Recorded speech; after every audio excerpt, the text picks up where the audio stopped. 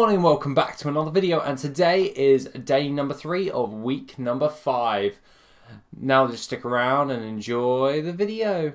Hey guys, so pretty much I was doing some rough calculations last night and we have currently about 5,646 gold for the day, but this is not why I want to talk.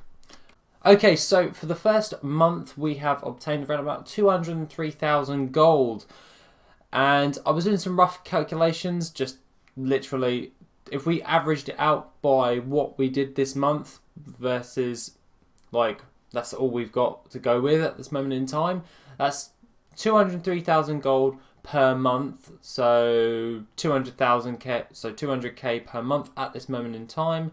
And if we times that by 12, so for the entire year, that would lead us to 2.4 million gold by the end of it. That is not good enough, so let's do this. So in order to actually make a load of gold, we are going to be spending a bit of gold. So this is from like just random gold that I have. So what we're going to be doing is we're going to do a realm transfer of and so what we're going to be doing is we're going to be doing a realm transfer of one of my characters, and this is Dalaran from my Thunderhorn realm.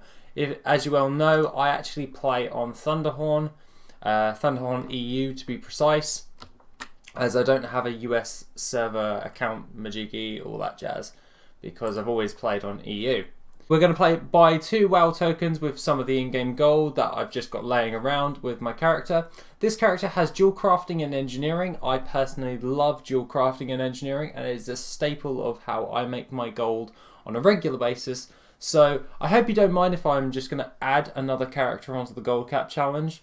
But to be honest, you guys are pretty cool, so you know, that's all good for you guys. For 166 gold, and well, 166 gold, so quick math, about 320,000 gold, I can realm transfer this character.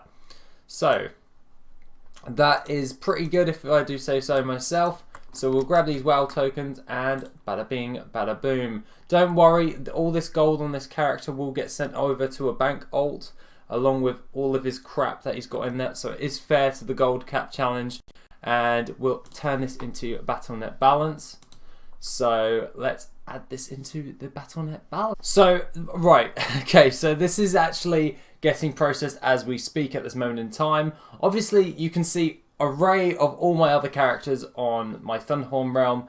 I actually haven't been leveling any of my characters since, well, since the beginning of the expansion, because I haven't felt the need to, but I'm going to blast through this character's levels like as and when, just to get him up to scratch. But other than that, I can still build some gold along with the character, even at like 111, so 111.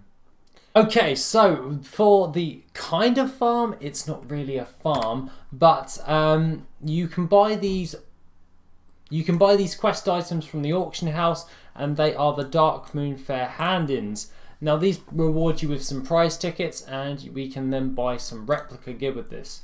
Most people who actually do gold farming know about this method, but to be honest, I don't think a lot of people actually capitalize on this as much as I would have thought. Because at the end of the day, you can basically invest a small amount of gold in the quest items, pick them up every month, and then buy a load of replica gear that you can sell on the auction house. Now I'll tell you the trick with actually buying which ones to actually buy and then sell on, and we'll get into that in a minute. I just need to sort my quest log out. Things that you can actually buy from the Darkmoon Faire top prize tickets once you've handed them all in is you can buy either the Darkmoon Hatchling, all these different types of battle pets. The mounts obviously are bind on a pickup, so you can't sell those. Be wary once you buy the Darkmoon balloon, once you've learnt it, you can't cage it, so I just bear in mind that you have to sell them like as they are, as they become soulbound as soon as you've learnt them. So you would have to just remember that, otherwise you're just going to be having a battle pet for your month pretty much. Yeah. So anyways, what you're going to be wanting to do is go over to here, and obviously it says Druid, and it just provides me with my class set for Druid, so blah blah blah. It provides me with a nice little piece of transmog that I can do. But that's not what we're here for. What you want to do is go down to the drop down menu, go to bind on pickup, well, bind on equip, sorry.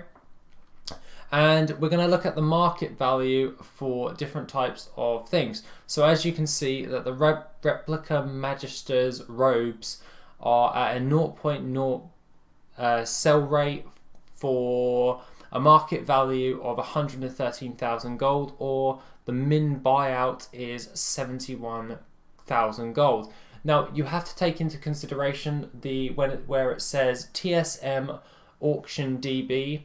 This will tell you how many auctions are actually of that particular item are on the auction house. So what we're going to be looking for is a high sell rate to a low auctions on the auction house. Now obviously we can do. Now obviously I don't have enough. I only have 70 prize tickets, so what I can do is do the daily quests in order to buy more of these, but I'm a lazy bugger and I don't really do that. So the next thing that I'll be looking for is things like you want to be looking for things like the head, chest, legs, basically anything besides braces and belts, pretty much. Well, that one's actually 0.02, that one's at 0.02 for that. So here, 0.03, it is the replica of the Dreadmist mantle. Obviously that is at a lower sell rate because this is a heirloom piece, the appearance of it. So what we'll be looking for is things that are not heirloom gear but can sell well. This is why I go to always pretty much the rogue stuff, and the rogue stuff is here, and pretty much this stuff is at 0.04 for the rogue stuff because it is because the rogue stuff is not really heirloom gear. Some of them aren't heirloom gear, so you have to just double check what you're actually buying. Otherwise, if you buy the heirloom gear stuff, you're not really going to be getting anything for you. For me, I'm most likely going to be going with the male replica gauntlets of elements. This is for shamans, and it is a 0.03, and the minimum buyout on my auction house is 171,000 gold. So it is at a reasonable sell rate for all of them because obviously they're transmog, so they're going to sell in the long game. And there is only one auction on the auction house of these gauntlets. So with that, I'm going to buy that, and that leaves me with 15 prize tickets left. Not really a lot to buy with those, but I would like to mention that you can also farm up the Darkmoon Dagamore or buy them off the auction house, and you can go and do Silas's quest, which will reward you with 100 prize moon tickets. And if you haven't already done it, I urge you to do it, because you can come to this vendor and you can buy this faded treasure map that will appear right here. Now once you've actually done that, you do the little storyline where you go all around the actual zone, and once you've done that, you'll be able to buy at least 3 replica pieces of gear.